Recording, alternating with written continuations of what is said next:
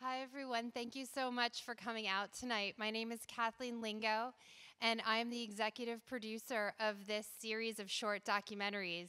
Just to give a brief introduction, in 2013, I went to Morelia to the amazing film festival there, which, as some of you may know, all the films in competition are by Mexican directors. And I saw all the documentaries, both the shorts and the features, and it really, really struck me what an amazing experience it is to see the country through the lens of its documentary filmmakers. It took us about 5 years, but eventually we put together a collection of 6 films that you'll see tonight from some of the most innovative documentary filmmakers in Mexico. So a round of applause for the filmmakers. We're so proud of this series and couldn't have done it without their amazing work. Tonight we have a few of them, not all of them. So following the films, we will have a panel hosted by Eduardo Porter, who's one of our reporters at the Times, and we have Everardo González with us, as well as Indra Villaseñor, Diego Rabasa, Santiago Pontones, and Sergio Blanco, who will be in conversation following the films. I want to give a shout out to the New York Times subscriber events team who put this amazing evening together. Thank you so much to them for all their hard work. And a special thanks to Lindsay Krause and Andrew Blackwell, who helped produce this series alongside me, and couldn't have done it without them. They're over here, so please, everyone, give them a round of applause for pulling this together. Thank you all for coming out to support the New York Times tonight and to see this really special collection of films. And if you want to watch them again, you can find them on our website, of course. The series is called A Moment in Mexico. Thank you all so much for being here tonight. This is really, really special. Thanks for coming out. Hello, good evening. Thanks for coming. My name is Eduardo Porter. I write for the Times. And I'm here to have a conversation with these fabulous young filmmakers who did some of the wonderful films that you just saw. I'll start in order. We have Santiago, Arau, Pontones, here to my left, and Diego Rabasa, who did this fabulous drone sequences of the earthquake in Mexico a couple of years ago.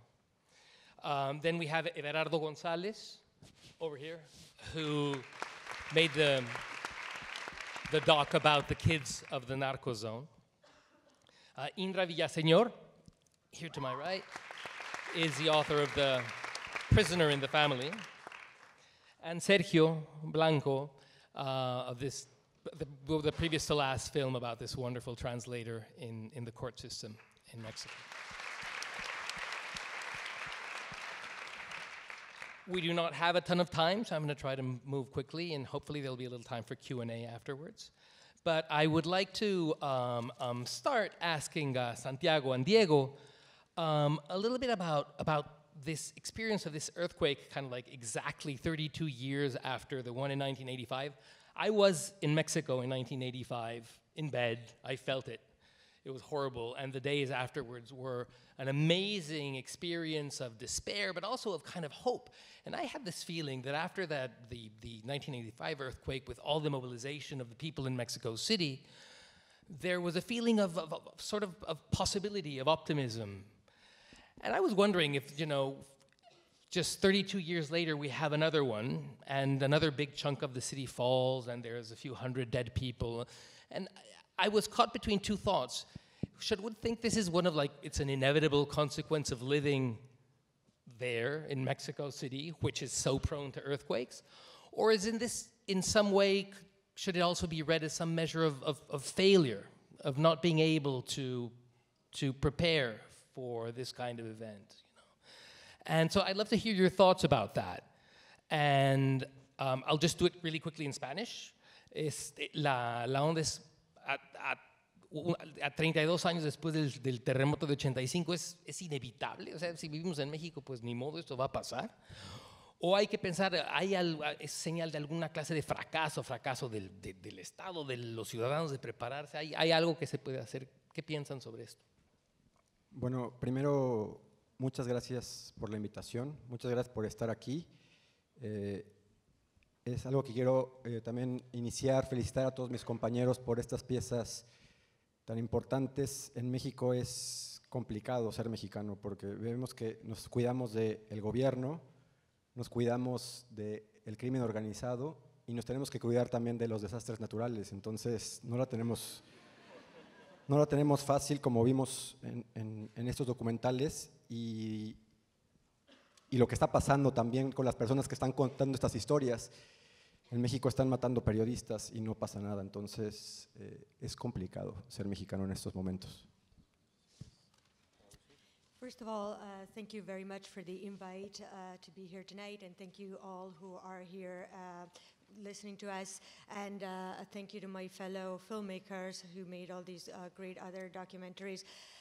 It's complicated to be in Mexico right now and to be Mexican. We have to constantly watch out from the government, watch out from organized crime, and watch out from natural events as we see.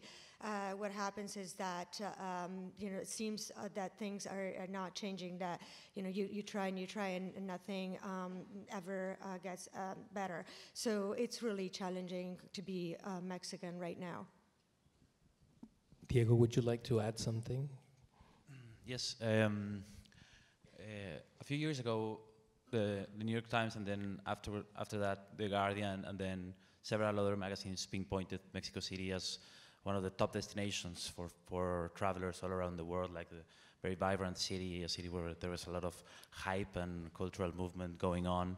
And it's true, it's a city that's very much alive, and there's a lot of interaction between different artistic disciplines and a lot of things going on. But I think that this is a very narrow-minded, sometimes it's a very narrow-minded frame of mind, because it only focuses in very specific boroughs within Mexico City. Mexico City is a very, very large, chaotic, problematic city that is traversed through class struggles. It's like the rich people, the people that are well off, live in these vibrant places, and all the rest of the population have very, very, very tough living conditions. They have to travel 2 hours, 2.5 hours to get to their low wages jobs.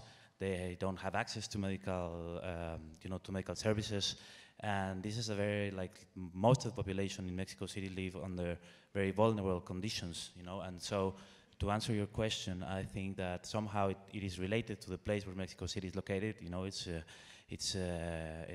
There are two tectonic plates that run along the city, and thus, and we have a lot of volcano activity here surrounding the city, and thus we are very propense to having these kind of massive earthquakes. But it also reflects the way the city and most of the country has been built and has been thought of, as a place where for to protect and to let a very few part of the population live under very promising and very well-off conditions, whereas the rest of the population have to have a everyday struggle, to survive. So when we see a disaster like this one, it most of the times it's related to corruption, and most of the times we see the people that are already suffering even more, losing the little they have, and having very few paths to recover themselves and to have access to a decent and a dignified way of living. So I think it's a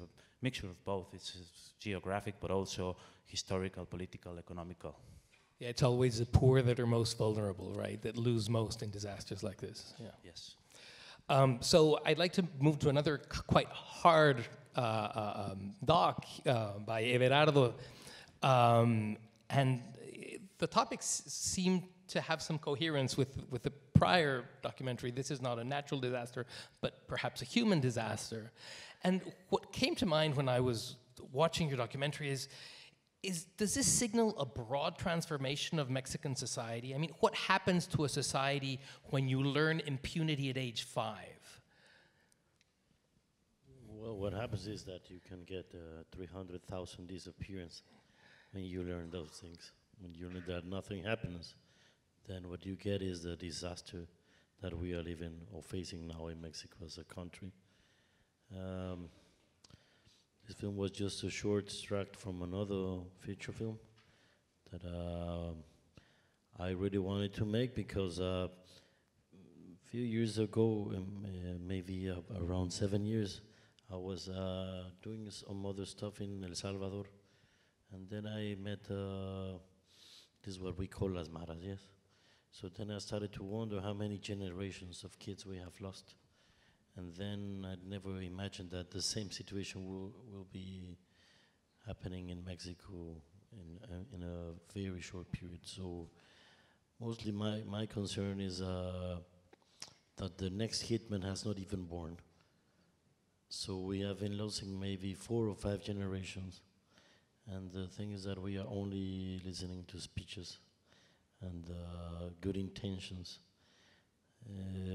Going back to your question is, in Mexico and maybe in all over the world, when we talk about violence and kids, everybody thinks that education and good jobs is a solution. But I think that unfortunately it's not enough. Because nowadays kids don't want to go to school because why do they want to go to school if they're going to be earning the minimum for doing a lot of things? And then on the other hand, they don't need a job. They don't want a job because they will not make, they have this idea of, they don't want to be like those relatives who are not criminals. They want to be part of crime because we all as a society had created these young hitmen, or young triggers. Maybe that's a better expression for say. Sicario was a word that in Mexico didn't exist. First that when I started projects like this, maybe in 1999, where Fernando Vallejo wrote La Virgen de los Sicarios, and I never thought that in Mexico we will be talking about sicarios as well as Vallejo did in the 90s. So what happens is this: almost every one Mexican is been killed by a gun every 45 minutes, or at least has a huge violent situation related with guns. And most part of those guns are now triggered by young kids. So I don't know how we are going to face this situation, but I'm pretty sure that we do not know what happens, why we have those kids nowadays in Mexico. And I have to ask you this. Probably everybody's curious about this. Why did you use the masks? Why is everybody masked in this movie? Was it a requirement to keep their anonymity? Did you choose this for some other reason? No, this is part of a feature film. It was shot for another film, for a feature film. But then when Kathleen asked me for a short, we brought a story that was very important for us, but that didn't fit in the feature film called Devil's Freedom. And it is 2 situations. One is, of course, preserving identity, and the other one is the idea of gathering victims or perpetrators in the same film. So this was part of that film, of that feature film, that talks about it. Talks about putting together victims and perpetrators in the same speech.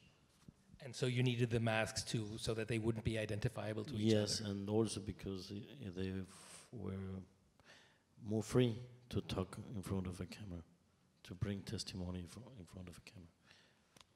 Yeah, I understand. Actually, the teacher was the one who asked for the mask, but the young man didn't. That's interesting. Yeah. Well, thank you. Thank you, Kathleen, Andrew, and all the crew from Opdocs, and of course, congratulations to my mates here for the films. Thank you very much. Thank you. Oh, thank you.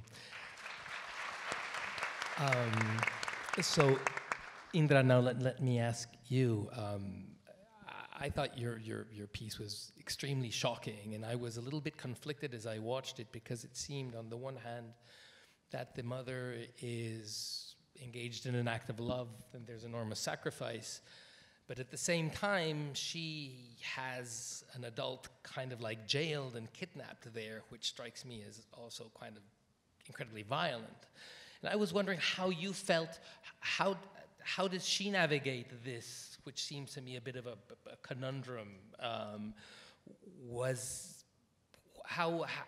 Is it the mix of, is there anger, is there, in her relationship with her son? And by the way, is this legal? Can one like just keep one's kid in a room just because one diagnoses something wrong with him?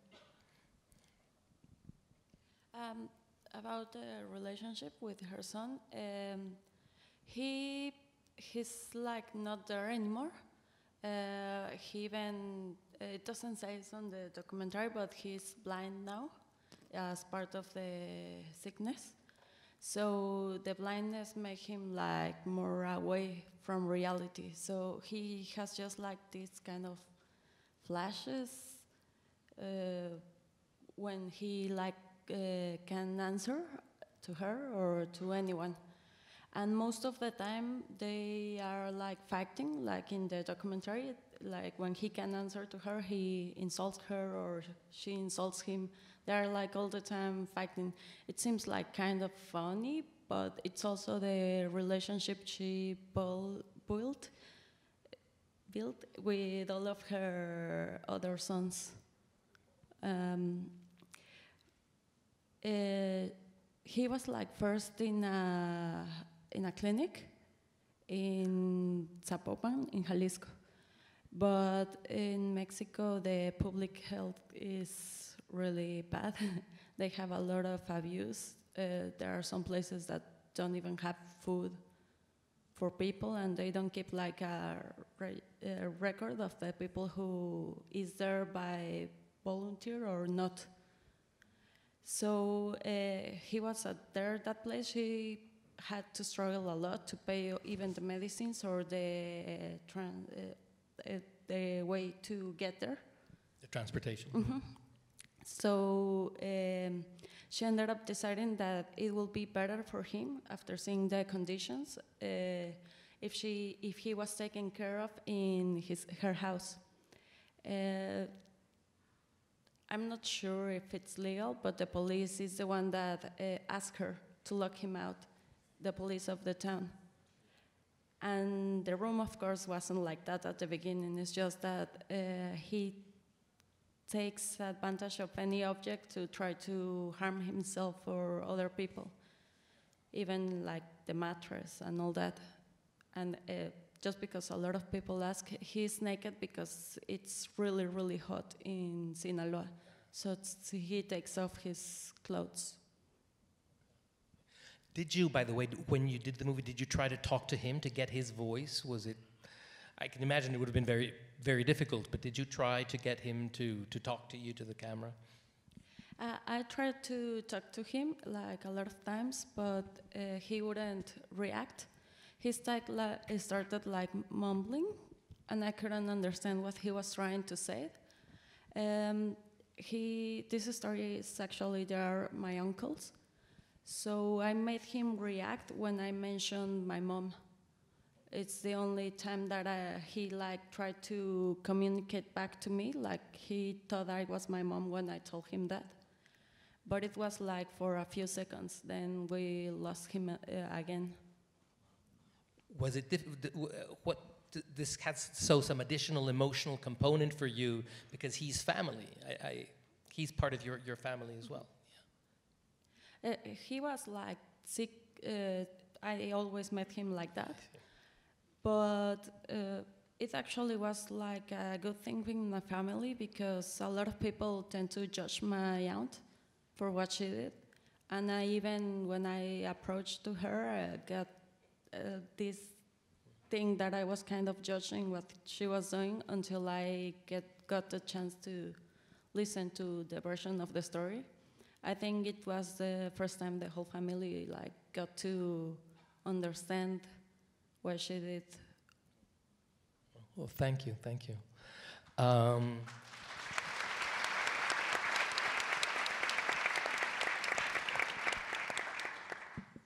And now I'd like to ask you, Sergio. I was totally enthralled by this translator. She's a wonderful character. But one of the things that struck me until the very end, I thought that she was like part of the public system of defense, that this was, you know, a natural part. When you have an indigenous person that is being accused by the state, you would have a translator. But apparently not, right? She is a member of an NGO, and if she wasn't there, these people would be on trial without understanding what anybody's talking about.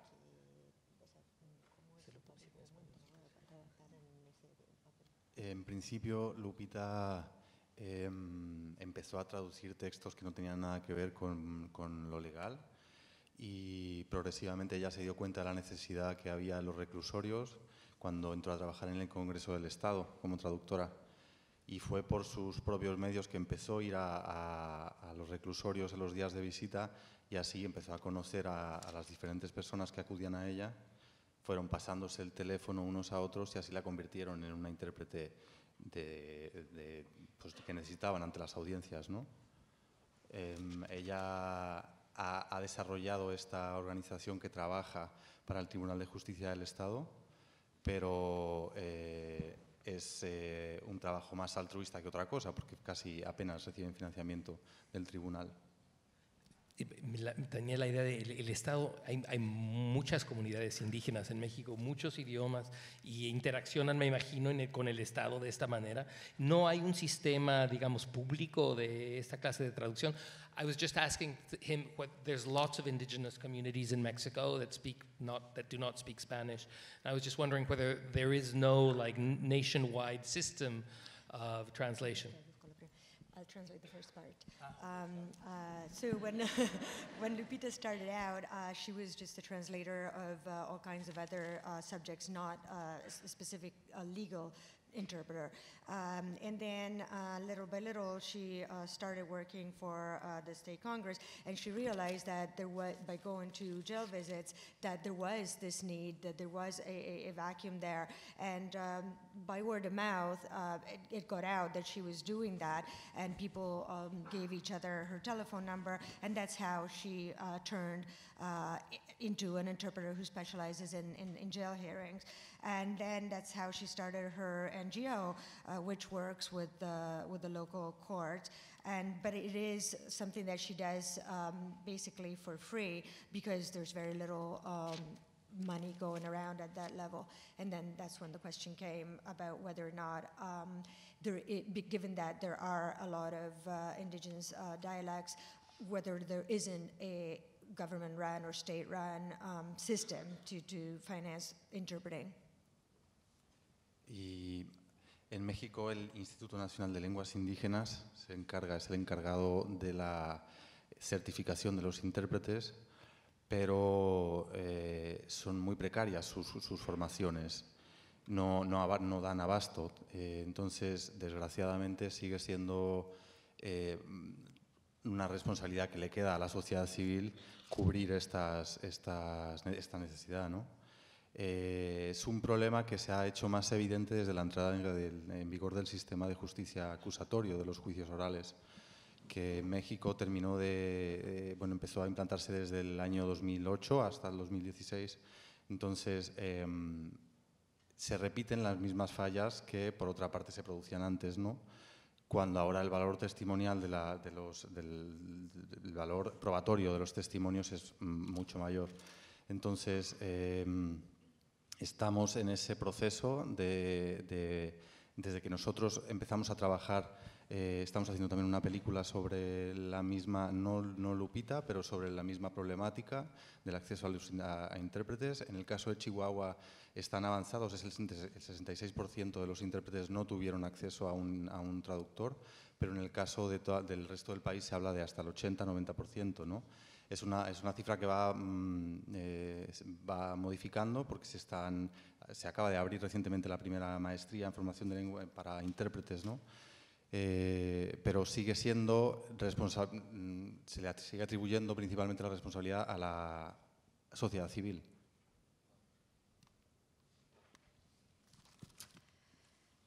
In Mexico, there is a National Institute of Indigenous Languages that is responsible for the certification of interpreters. However, this is still done in a very rudimental form, and there are not enough qualified interpreters yet. So to this day, it is still very much a responsibility of civil society to cover for this vacuum and to fill this need. And then when the justice system switched into a new form, which is the accusation form, which happened as the transition between 2008 and 2016, well, this created even more of a need for this, because now in the new legal setup, the testimony of witnesses has a greater weight, and so it becomes even more important for their words to be interpreted accurately. And right now we're actually working on it with a longer feature documentary on the same problem, on the same issue, not with Lupita herself, but with other interpreters working in the same way. And as we saw in Chihuahua, 66% of people in jail don't have the access they would need to proper interpreting. But if we think that's a high figure, well, in the rest of the country, it can be as high as 80 to 90%. So recently, the first university degree to train interpreters was set up, and there is hope. However, to a great extent, the responsibility still falls on civil society. Thank you, Lilia. We've got 5 minutes for questions. I hope you have some, too. There's going to be some mics that are going to be placed in the aisles here, so whoever runs fastest to them will get their question in.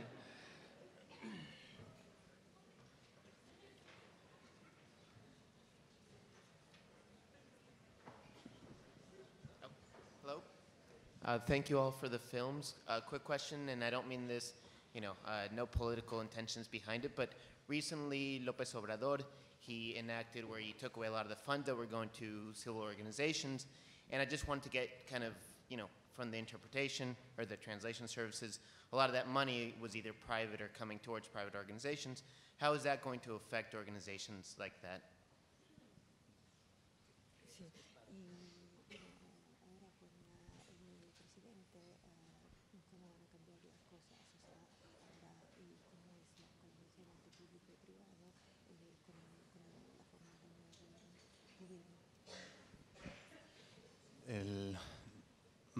Hasta donde yo sé, no se ha producido ningún cambio político al respecto de la formación, de la capacitación y la certificación de los intérpretes. Es un proceso que venía andando, como decía, por parte de la sociedad civil, no eran decisiones gubernamentales, pero se venía evidenciando con la entrada en vigor del sistema acusatorio, no tanto con el cambio de gobierno.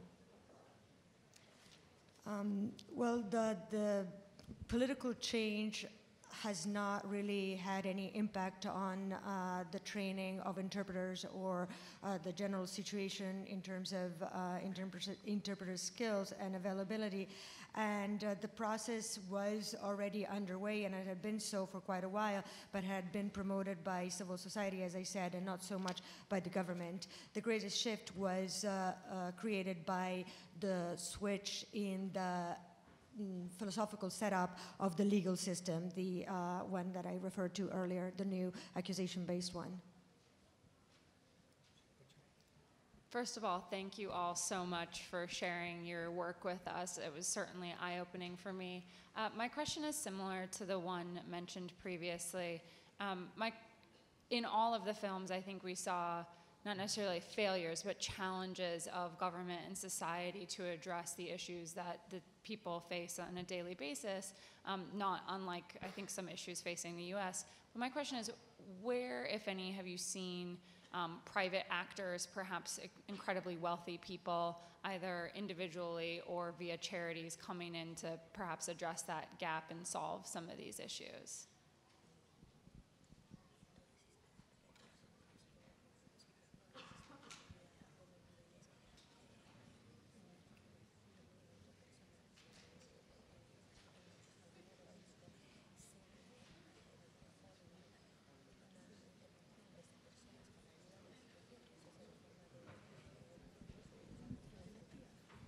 My Spanish isn't that good, so I didn't even try.